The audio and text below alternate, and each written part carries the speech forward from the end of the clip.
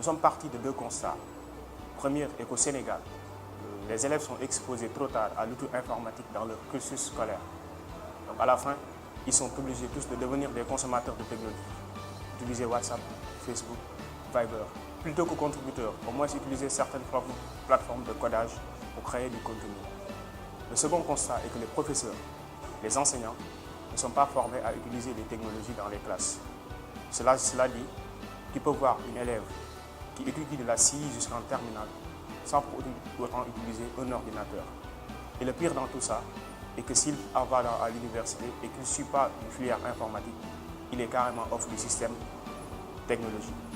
C'est pourquoi nous avons créé Mdiangalé, qui est un programme numérique après l'école au Sénégal qui vise à réduire les inégalités sociales au Sénégal. Mdiangalé éveille vos enfants à travers des activités pratiques avec des modules de formation tels que le développement d'applications mobiles, le développement de sites web, l'initiation à l'outil informatique, l'intelligence artificielle, data science et l'initiation aux objets connectés. Mdiangalé repose sur une méthodologie alliant projet, design thinking, un réseau de tuteurs et l'implication des parents dans l'éducation de leurs enfants. À ce jour, Mdiangalé a déjà formé 850 élèves et est présent à Dakar, Thiès et Ziguinchor. Je dirais que j'ai été issu d'une famille entrepreneur où j'ai vu ma mère entreprendre. Étant un grand commerçant, je l'ai vu à bas âge travailler sans pour autant dépendre de l'aide de personne. Donc, parmi cela qui m'a permis à se lancer dans l'entrepreneuriat. En finissant mes études et en voyant des jeunes de mon quartier qui ont des problèmes d'accès à l'outil informatique, je me suis dit pourquoi pas créer Mdiangalé qui va permettre de solutionner leurs problèmes. Donc je dirais que c'est ces deux aspects-là qui m'ont permis de se lancer dans l'entrepreneuriat. Et depuis que je suis dans l'entrepreneuriat, je ne le regrette pas parce que c'est difficile, mais à force d'y croire et avec la passion que j'ai sur l'éducation, j'arrive à réussir et à relever des défis majeurs. Donc je dirais que l'incubation a été très bénéfique parce que cela nous a permis d'avoir des formations de qualité en business, en management et en marketing.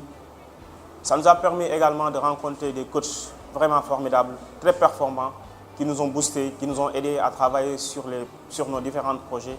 Et surtout l'aspect qui m'a plus marqué, c'est que mon coach m'a aidé à avoir de nouvelles clients.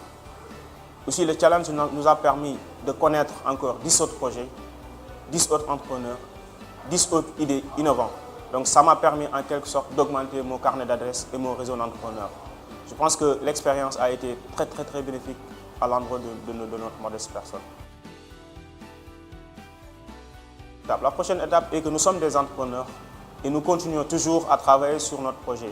Donc au retour, nous allons retourner dans nos locaux, essayer de travailler dur, essayer d'apporter de la valeur ajoutée face à ce qu'on vit au quotidien.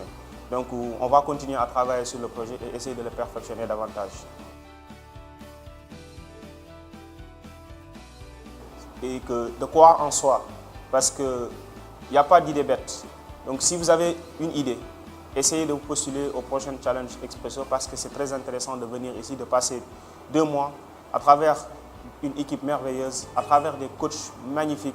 Donc vous allez vivre des expériences nouvelles sur votre business, sur votre carrière d'entrepreneuriat. Je peux dire que l'entrepreneuriat au Sénégal est très difficile, mais il faut le faire.